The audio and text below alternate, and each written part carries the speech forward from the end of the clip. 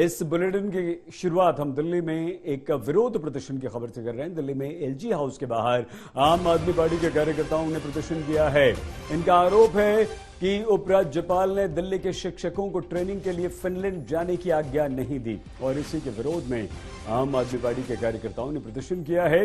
बस अब से कुछ ही देर में दिल्ली के मुख्यमंत्री अरविंद केजरीवाल भी उपराज्यपाल से मिलने वाले हैं। शिक्षकों को ट्रेनिंग के लिए जाना था फिनलैंड और उसके लिए आज्ञा देनी थी उपराज्यपाल को, एलजी को, लेकिन एलजी ने वो आज्ञा नहीं दी, जिससे नाराज हो गए दिल्ली आम आदमी पार्टी के कार्यकर्ता नेता और उन्होंने उपराज्यपाल के घर के बाहर धरना प्रदर्शन शुरू कर दिया, नारेबाजी शुरू कर दी।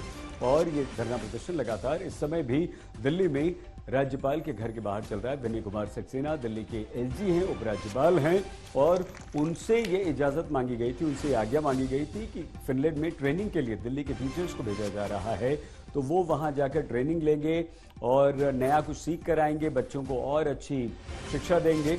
लेकिन जब आज्ञा नहीं मिली तो आम आदमी पार्टी के कार्यकर्ताओं ने ये विरोध प्रदर्शन शुरू कर दिया और अभी भी उपराज्यपाल के घर के बाहर ये लोग डटे हुए हैं। अरविंद केजरीवाल जा रहे हैं। बस अब से कुछ ही देर में अरविंद केजरीवाल मिलने के लिए पहुंच जाएंगे उपराज्यपाल के घर के बाहर। तो अरविंद केजरीवाल यानी कि मुख्यमंत्री और एलजी के बीच पावर संघर्ष के बीच आज महत्वपूर्ण मुलाकात है, जो कि बस अब से थोड़ी ही देर बाद होने वाली है कि अरविंद केजरीवाल उपराज्यपाल विनय कुमार सक्सेना से मिलने जा रहे हैं।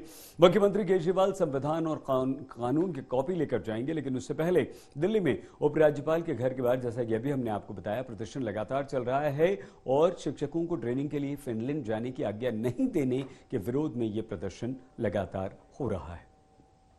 पहली बार हमारी सरकार है जिसने बहुत बड़े स्तर के ऊपर विदेशों में ट्रेनिंग करने के लिए टीचर्स और प्रिंसिपल्स को भेजा। फिनलैंड पहले भी हम कई टीचर्स और प्रिंसिपल्स को भेज चुके हैं। अब एक और जत्था जाने वाला था जिसपे एलजी साहब ने ऑब्जेक्शन लगा दिया कि ये इसको नहीं जाना चाहिए, कॉस्ट बेनिफिट एनालिसिस होनी चाहिए। अब कॉस्ट बेनिफिट एनालिसिस क्या होगी? कल को कोई कहे इन बच्चों को पढ़ा रहे हो, बच्चों की, मैं अपने बच्चों को पढ़ाता हूँ, मैं अपने बच्चों को पालता हूँ, कोई कहे अपने बच्चों को पाल रहे हो, इसकी कॉस्ट बेनिफिट एनालिसिस करो। उसकी क्या कॉस्ट बेनिफिट एनालिसिस होगी? तो ये तो बिल्कुल मैं समझता हूँ ठीक बात नहीं है। Ultimate the Delhi government means lieutenant governor, एक संविधान के अंदर साफ लिखा है। हमने पहले की सरकारें भी देखी, जिसमें मदन लाल खुराना जब चीफ मिनिस्टर थे, उसके बाद शीला दीक्षित को हमने 15 साल देखा। ऐसा कन्फ्रंटेशन तो कभी भी नहीं हुआ। डिफरेंस ऑपिनियन हो सकते हैं, लेकिन वो बैठ के सॉल्व होते थे। सड़क के ऊपर, न्यायालयों के अंदर इस तरह के कन्फ्रंटेशन हमने तो कम से कम नहीं देखे।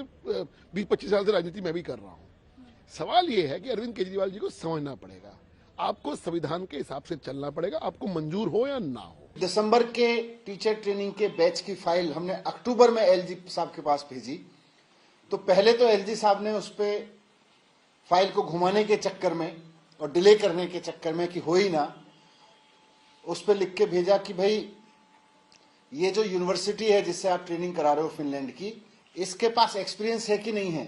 यूनिवर्सिटी की एक संस्था वहां ट्रेनिंग कराती है, यूनिवर्सिटी की ही अपनी संस्था है। तो वो फाइल ये कह के वापस भेज दी। जब उसका जवाब दे के वापस भेजा एलजी साहब के पास, तो अब एलजी साहब ने लिखा कि इसका कॉस्ट बेनिफिट एनालिसिस करवा लो और देश में देखो कि कहीं देश में भी इतनी क्वालिटी की ट्रेनिंग क्यों नहीं हो सकती है, देश में ही करा लो इसकी, इस तरह की ट्रेनिंग भारत के अंदर ही करा लो। मुझे लगता है कि जब मनीष सिसोदिया जी शपथ लिए होंगे तब भी किसी अधिकारी ने ही शपथ दिलाया। मुख्यमंत्री जी भी जब शपथ लिए होंगे तो किसी अधिकारी ने ही शपथ दिलाया, और जिसके यहाँ नॉमिनेशन भरने गए थे वो भी कोई अधिकारी ही था।